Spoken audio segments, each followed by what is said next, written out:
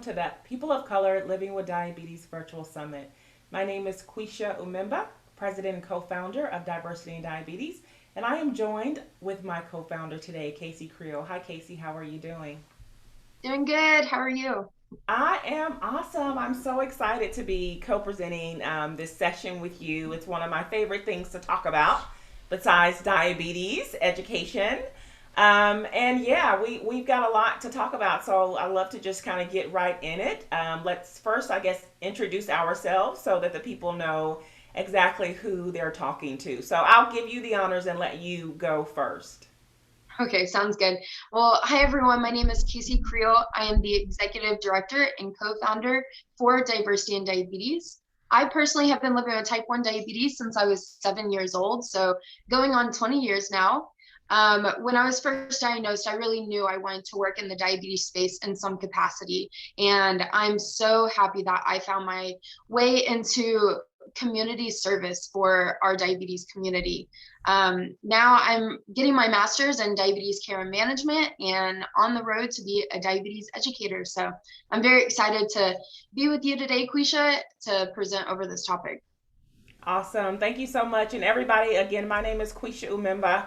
I am a registered nurse as well as a certified diabetes care and education specialist. And like Kacey, or unlike Kacey, I did not know I wanted to work in the diabetes space. As a matter of fact, in nursing school, I hated endocrinology, but I really do love the connection with patients and with their families. And I do love to see the change and improvement that people can make in their health outcomes over time.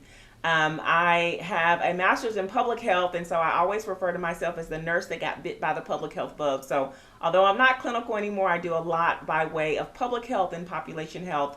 And again, like Kacey, I love this topic that we're talking about because it's so important.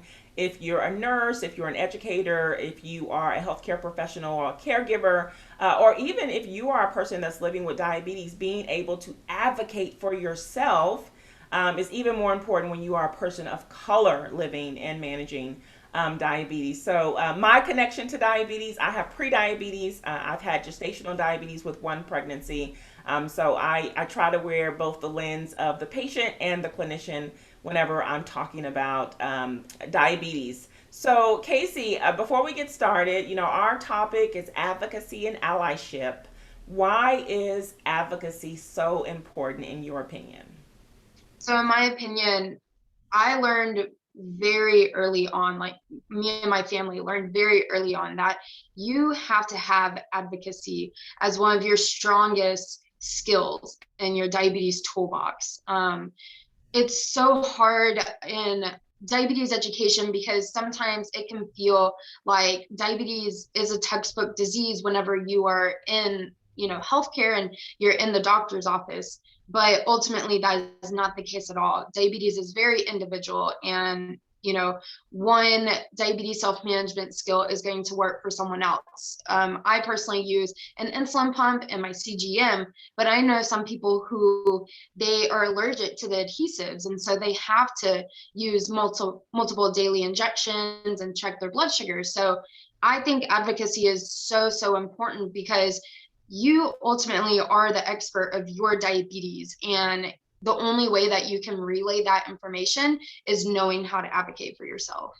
I love that. I usually say, I'm not an expert. I have expertise in a certain subject, but I am not the expert. I always tell my patients, you're the expert of your body and ultimately your disease management as well. For me, being a Black woman growing up in America, I believe that advocacy is important because, I've been the underdog before, right? I've been the one that people have counted out before. I remember when I didn't go to college straight out of high school, a lot of people kind of looked at me like, oh, she's not going to amount to much or she's not going to make it, right? And so, being put in positions where people may think negatively towards you or maybe think that you won't amount to much, I think it's really important that I speak out for others that don't yet have the strength or the fortitude or the know-how to speak out for themselves until they are able to do that. It's one of the things that I also teach with my community health worker students as well is, you speak up for others until you can have them, help them be self-sufficient enough to speak up for themselves. So that's why the topic of advocacy is so important for me. I consider myself to be a freedom fighter. Some years ago I would do the picketing and different things like that. That's not how I choose to use my platform anymore. I always say my freedom fighter kind of protesting days are over, but I do try to use the platform that I have been given, that we have been given, to make sure that we highlight and provide or shed some light rather on some of the issues that are going on in the diabetes space. So again, really, really excited to talk about this conversation. I think just for those that might be watching that are not as familiar with diversity and diabetes, it might be helpful if we share a little bit about our history, how we came to meet one another and come up with this organization that's 13 months old now. So would you like to share some of that information? Definitely. Yeah. So it's still crazy in me that it's only been 13 months and I still haven't known you for a super long time when it feels like I have. So taking it way back, right before Way COVID back happened. 18 months. I know. Right before COVID kind of happened, I went to Austin and Quisha went to Austin to attend a diabetes conference. And her and I were tabling at, in the exhibit hall for the College Diabetes Network. I started my own chapter at my university and I was a senior then, and so I was really trying to find ways to get involved. And I know Quisha was really trying to find ways to get involved as well because she had just moved to Austin and wanted to get back into the diabetes space. And so, that's where we met. We met tabling at this table. And so she kind of stepped away.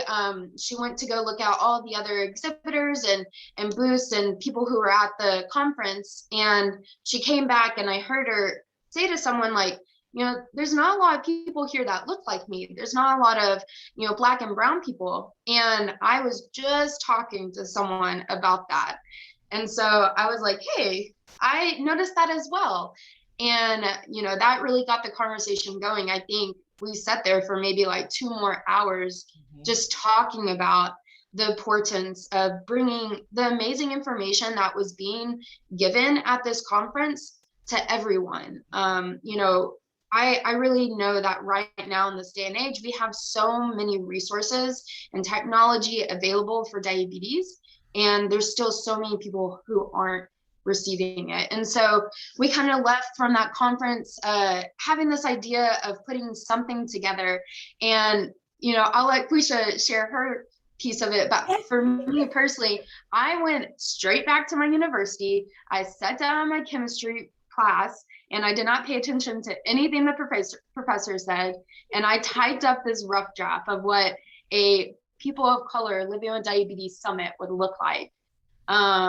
It's so funny. I have to laugh because I totally did the opposite. I was just about to go out of the country on vacation, and I remember thinking, I hate to say it, I remember thinking when you were like, can we exchange numbers and, maybe we can do an event or talk about something. I remember thinking like, this little white girl is not serious about doing anything.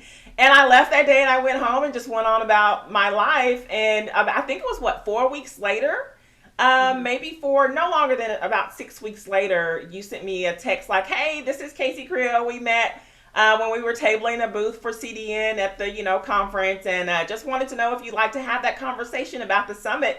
I literally remember looking at my phone like, oh, she was serious. Like, and seriously, the rest is history from there. In less than, it was probably 60 days, we put together the first People of Color Living with Diabetes Summit. It's, we slid in people's DMs. We asked people to support us. We asked for speakers and moderators and had no kind of really idea what it would turn into, but knew immediately due to the reception and how it was received that it was something that was needed and this work would need to be continued.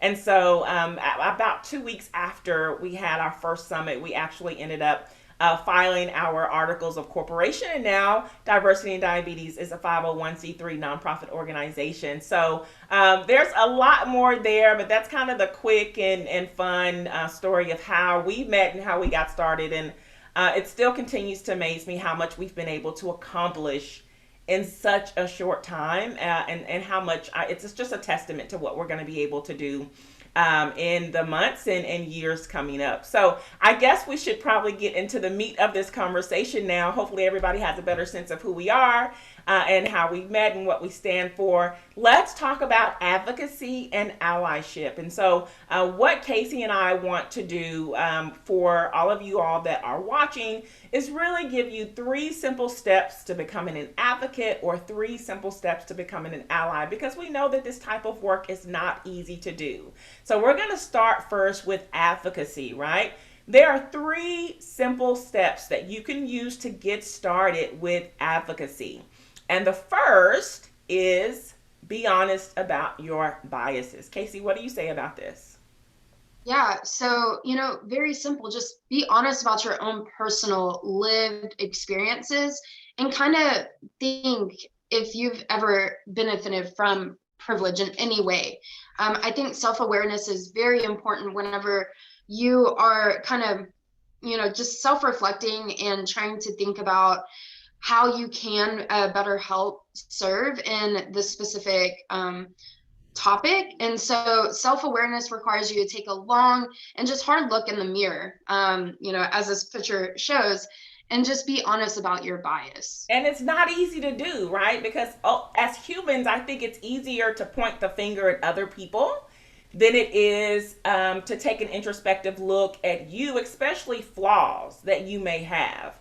And I think a lot of times when we're talking about things like race and diversity and inclusivity, people don't think that they have the problem. They think that other people have the problem.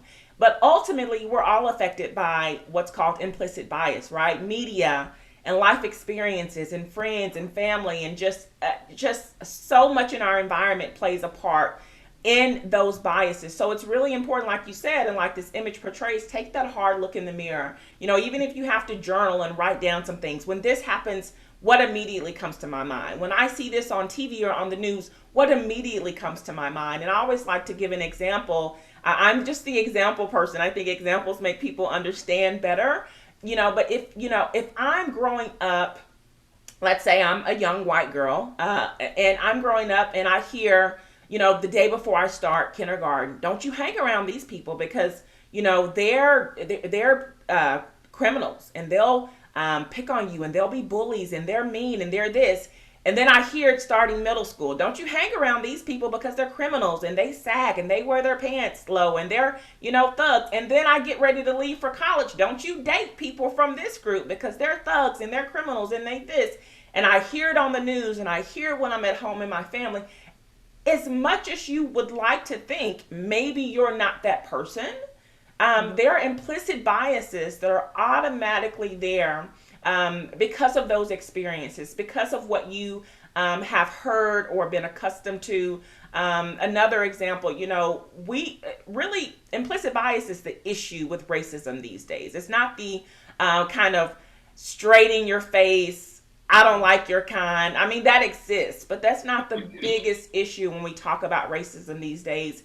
It's really that beneath the surface, nobody really talks about it type of implicit bias. It's when you're trying to go and rent an apartment, and if you're white, you don't get a background check done, but if you're black or brown, you get a background check done. And a lot of times people do things like that and they don't even realize that they're doing them. I'm gonna turn my sound off. So that's why it's honest for you to really take a long, hard look in the mirror, and to ask yourself some tough questions. Okay, see, what would be some examples of tough questions? Because I know you have done this work yourself. And what are some of those questions like for you? Yeah, so one of the questions I asked was, did any of my bias kind of influence the way that I'm communicating with other people? And do they kind of hinder my capacity to feel any type of empathy towards other people? And lastly, does it interfere with my capacity to interact positively with others? I feel like the communicate and the kind of interact positively, they coincide, because if the first thing I want to say whenever I see someone is something negative, or this first thought that's coming to my brain is not positive, that's definitely a time when I would pull out a journal. I love journaling. So I love that you brought that up. So those are just a couple of questions that you could ask I love yourself. that you asked about the influence of the empathy, right? Like, is are my thought processes influencing? I think you said hindering your ability to feel empathy. That's huge, Yeah. because that's what we need: empathy, and we need understanding to be able to work with one another, to care for one another. Whether it's a patient nurse relationship or colleague relationship, you've got to have that empathy and understanding. So I love that question. So if you're taking notes, and hopefully you are, definitely ask yourself that question. um, does my bias influence or hinder my capacity to feel empathy for other people? I love that. Let's go to the next step now. So, step number 2 for becoming an advocate is to acknowledge your experience. Sorry, not your experiences, but to acknowledge the experiences of others. And so, you actually have a really great example of what this looks like, comparing your experience and someone else's, Kacey. So, I'll let you explain what this looks like. Yeah, so I love this slide. We can only do so much soul searching, but ultimately we need to kind of understand other people's experiences. And so just being honest with other people's experiences, especially people of color, is so important. So I have a story, like you said. Whenever I was first introduced to white privilege and racism and all of those things, whenever I was fresh out of high school, I was kind of came to from one of my friends, and we were getting the same degree, we had similar backgrounds, and she was like, Kacey, like, if we were going to the same job interview, most likely you're going to get it over me because of my name and because of the way I look. And ultimately, I'm going to disagree with that, because anything connected to us that's negative, we do not want anything to do with that. And so I've just been able to really kind of think about what she said to me, and take in her own experience of just what has kind of happened in the past, and had more empathy towards what she said, and kind of understand that a little bit more. Yeah, and not discredit, right? Definitely Yeah. not discredit her lived experience. I love that you talked about that. She said, not only because of her color, but because of her name. I remember, and having a name like LaQuisha, right?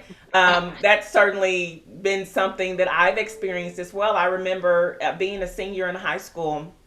This is when Google was really taking off and being popular, and we were in our typing class or computer class, whatever you call it, and the teacher had us to Google search our name, and I Googled LaQuisha, and one of the first things that came up, one of the first articles that resulted in the search, was an article that someone had written. It was in the state of Florida. I can't remember the news. It may not even be a news company anymore.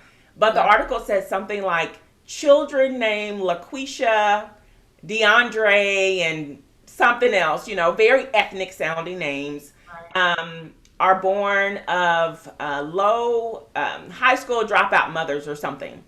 I can't remember the exact title for it, but my name was in the title. I've not been able to find this for some while, because I mean, this Yeah. was 20 years ago. But I remember when that happened, I was kind of looking to my left and my right, like not wanting anyone in my class to see that. Yeah. And, even now, I've just gotten to the point where I can talk about it and not get very emotional, but it fueled so much anger. It also fueled a lot of shame. And it also is ultimately what led me to, like, I'm going to go and get all these degrees and prove this person wrong. And case in point, I mean, true enough, my mother was, well, she graduated from high school, but she was a teenage mother, right? She had me at 16 years old. And this article went on to say that, these are teenage mothers, they're unwed, they're uneducated, and all these other things.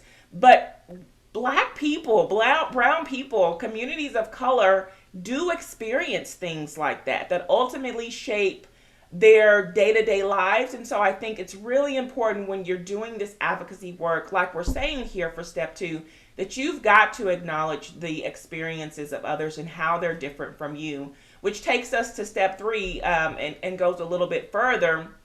You've also got to ask why people's experiences are different than yours.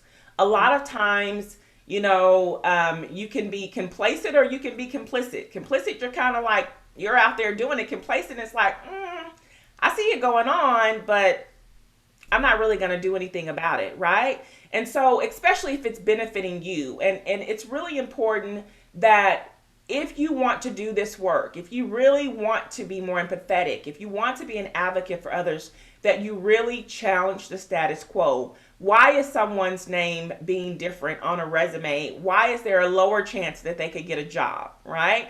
Why is everybody at my company that's in a CEO role, why are they all white males? I could think of so many different examples.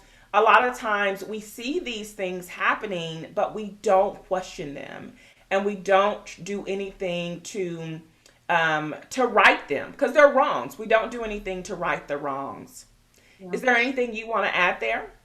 Yeah, definitely. And kind of tying in your story that you just shared with this specific slide, whenever I was little and typed in my name, like I'm pretty sure Kacey means brave or something like that, something so positive. And so to imagine when I was like 10 or 11 typing in my name, like, and seeing that it was what it said to you, honestly, like I would just have such a different narrative from my life. And to be able to ask others, like, and kind of ask why others' experiences are different, you just have to talk. Because if we never have had this conversation, I would have never really fully understood the negative impact that society has like put on people who do have like ethnic sounding names, which are so beautiful, but for whatever reason, society has kind of made it negative. And so I think most importantly is just to talk and not be afraid to talk about race, and kind of sharing other people's experiences that way. I love that. And we're going to talk about talking about race and how we talk about it in a little bit. So, with that being said, let's go ahead and transition now to talking about 3 steps to being an ally. It's one thing to be an advocate, it's another thing to be an ally.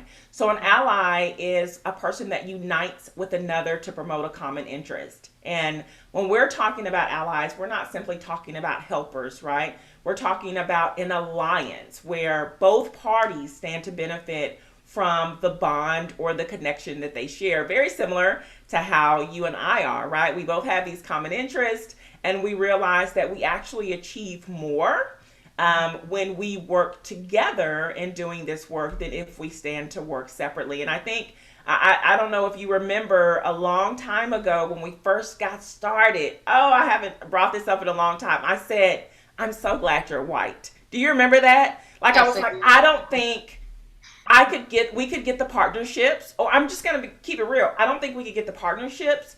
I don't think we could get the sponsorships. I don't think we could get the funders that we were getting if you weren't white. And it's sad to say out loud, but it's still how I feel today. And so this is why it's important to have someone, to have allies that are not necessarily black or brown, because it helps you to move the mission forward. So with that being said, step number 1 to being an ally is what, Kacey? It is to see color and to talk about race. Why? Let's talk about see color. We're really excited to talk about see color this year. What do we normally hear people say about color, Kacey?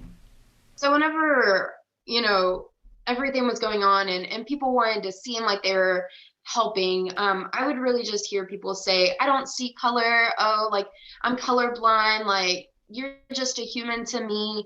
But ultimately that just discredits the experiences that people of color go through and the differences that we all share, which is beautiful. Like, I love what Ferry, you'll hear him say in a little bit. He says that if we don't have diversity, then the world would be so boring. And I completely agree with that. So, what would you have to say about this, Quisha? Yeah, I mean, God, I love when I was little. I hated my name. I love Quisha. I love LaQuisha. It's not like I'm the only person named LaQuisha, but I love that there's very few people with my name. I love it even more now that I married my husband and my last name is unique, right? I am like you. To be diverse and to be different is something that should be looked at as a positive and a strength and not negative. And so I think it's a part of what makes us great. And actually, regardless of, kind of the things that we go through here in the United States, we are a country of immigrants and I absolutely love it. I have to remind myself that all the time. I think I shared something on social media about that. Like, how did we get here? We were founded as a country of immigrants. How did we get to this place? And I hope and pray that, very soon and over time, we can get back to that place where immigration, where nationality and ethnicities are celebrated ultimately. We would love to share with you a campaign that we've been working on for some time called hashtag See Color, which actually really goes in more in depth into why it's important that you do see color so you can see the whole person. And I think this is a perfect time to show the video now, Kacey. I think so too. Awesome. Let me exit out of here if I can. I think I've got it pulled up behind the screen. Yep. Steven, and I'm a new board member for Diversity and Diabetes. And the reason I think it's important to always see color is because color is beautiful. It's important to see color because our skin color is what makes us unique. If we were all the same, this would be a pretty boring world. Our color is what gives us individuality, and only when we embrace our color can we truly understand each other's beliefs, customs, tradition, food, and how beautiful this world is because of that diversity. Hi, I'm Danica Davis, Community Health Worker at Diversity and Diabetes. Why is it important to see color? Because me, all of me, deserves to be visible and respected. My culture, my food, my history is my unique gift to the world. Hi, Grace Silverio on why it's important to see color. It's especially important to me that you see color because to see color is to see me. If you say that you don't see color, what other things are you not seeing? What other opportunities are you missing to acknowledge? Color is what makes us unique and individualized, and that's okay. It's a beautiful thing. Color is also representative of a lot of social and economic injustices that disproportionately affect people of color, and why I'm so excited to be part of the work that Diversity and Diabetes is doing. Thank you so much. Why is it important for you to see color? Because when you see my color, you see me, the real me, the whole me. Yes, you see my race, my ethnicity, my likes, my dislikes, my customs, my traditions, my food ways. You see me. And when you have this information, you treat the whole me. Why is it important to see color? Far too often, I hear people say, I don't see color, or I'm colorblind. And while they may think this is helpful, it's actually the opposite.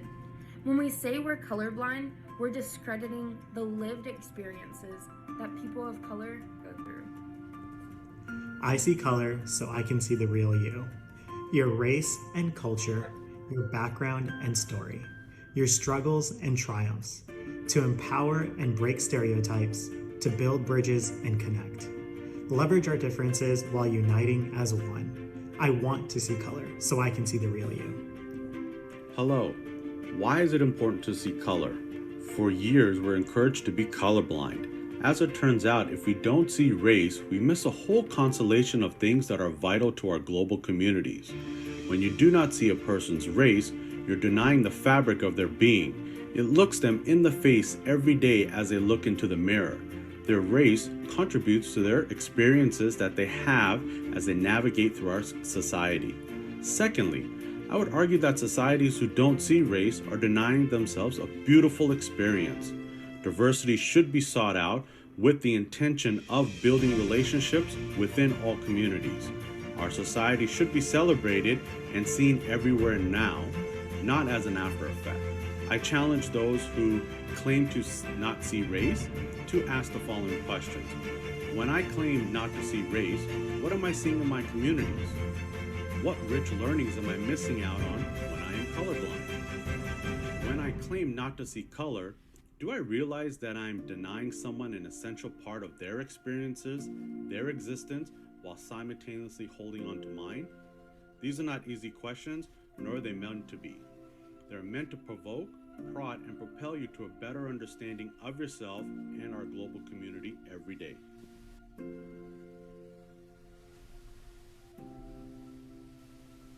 Awesome.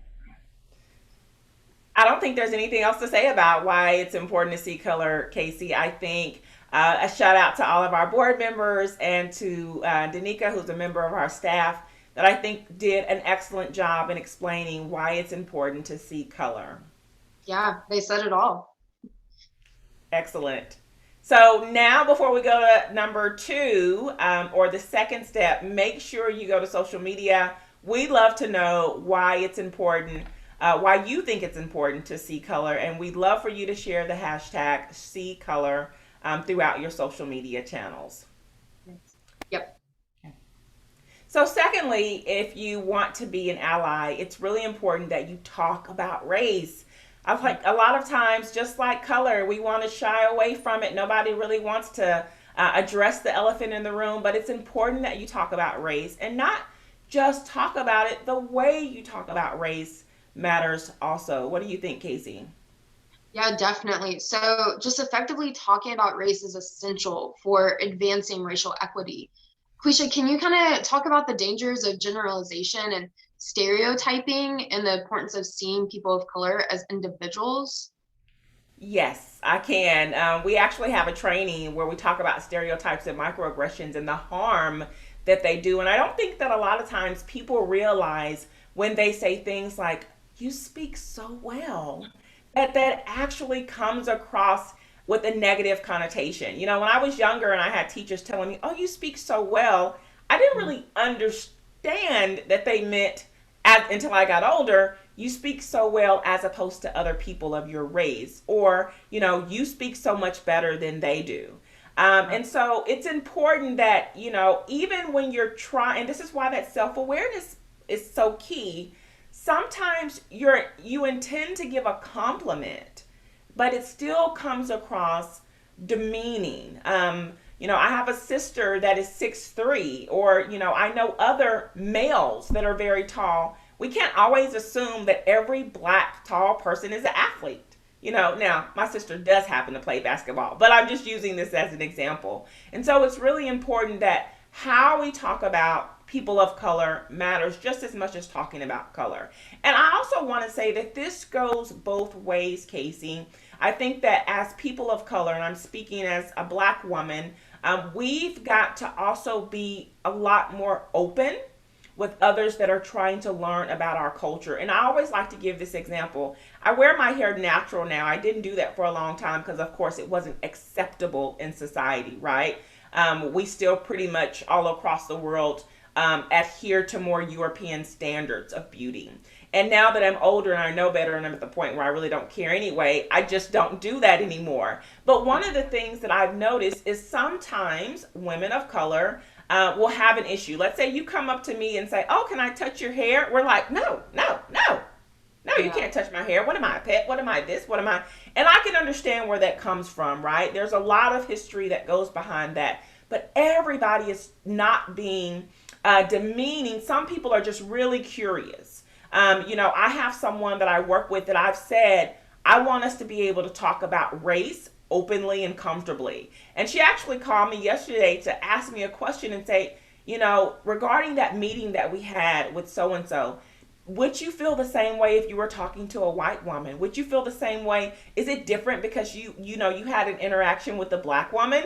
And she's a white woman, but she knows that we have such an open relationship and we're learning from one another that she can come to me with those type of questions. And I think my answer was like, oh yeah, I felt like I wasn't going to be looked at as the angry black female because I was interacting with another black woman. If I was interacting with a white woman, I would feel like I would be looked at as the angry black female. So I think it's important that people understand, both, white people and people of color, that we have to talk about race and we have to give people room to mess up. You've done that before. You've said some things, and then I'm like, oh no, Kacey, I don't think that's that's appropriate. You're like, oh, I'm sorry, I didn't know. But I don't jam it down your throat or throw it in your face. I realize that we have that type of relationship where if we do say something mistakenly, I will gingerly correct you and vice versa. So we've got to make sure that we can be comfortable talking about race with one another.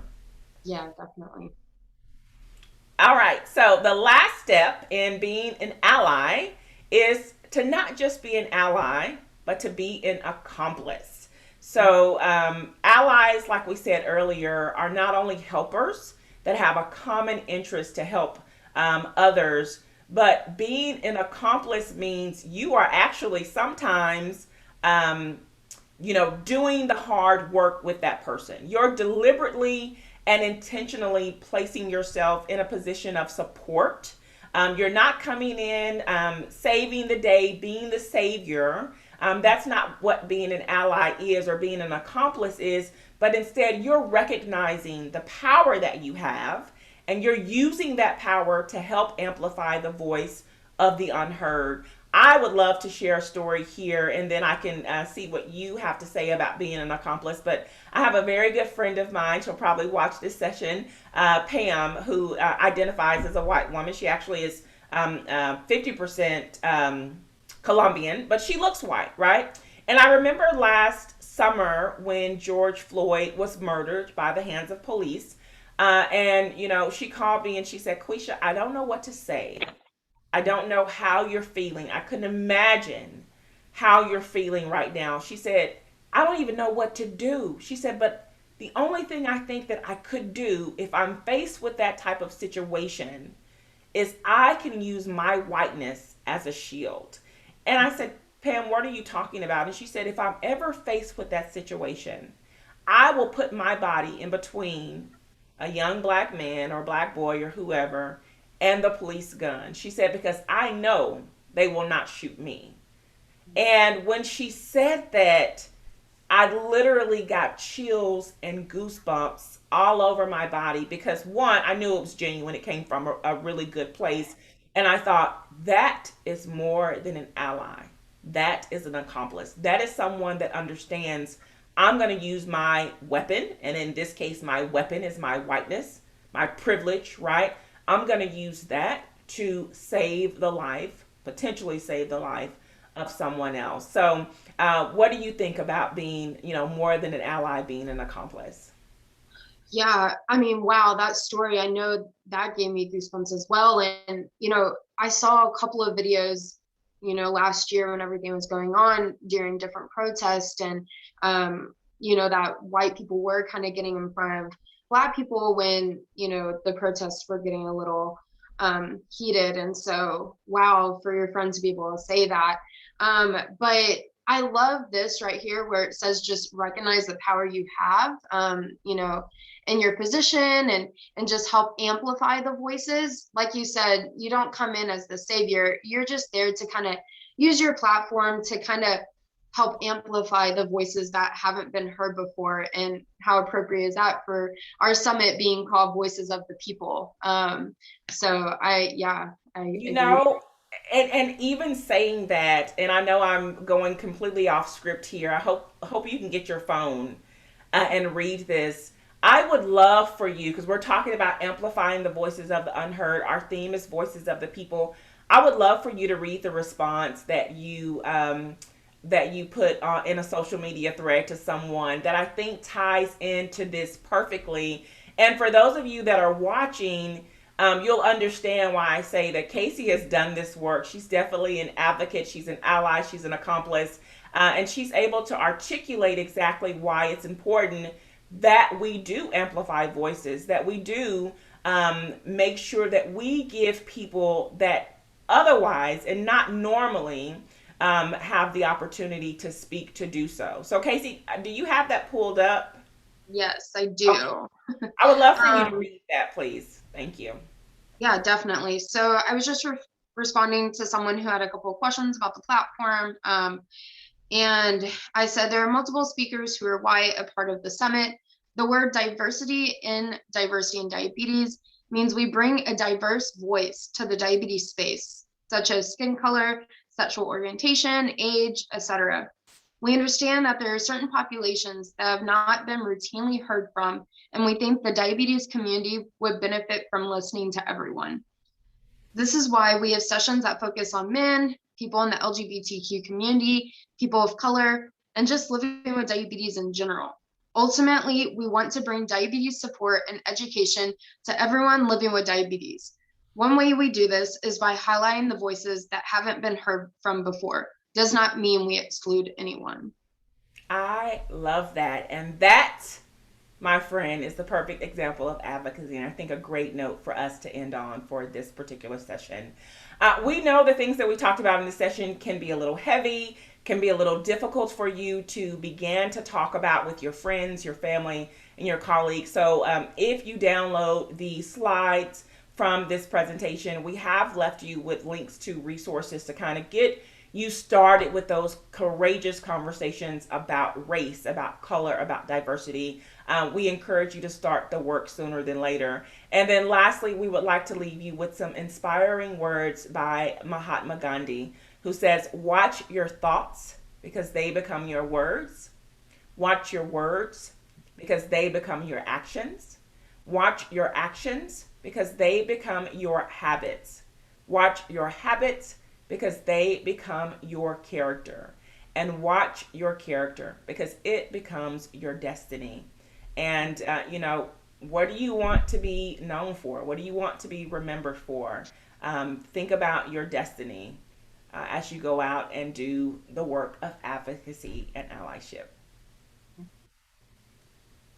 Well, thank you so much for your time and your attention, and just, being willing to have conversations and kind of self-reflect. And if you have any questions or want to reach out, then you can email us here, and you can follow us on LinkedIn and Instagram and Facebook.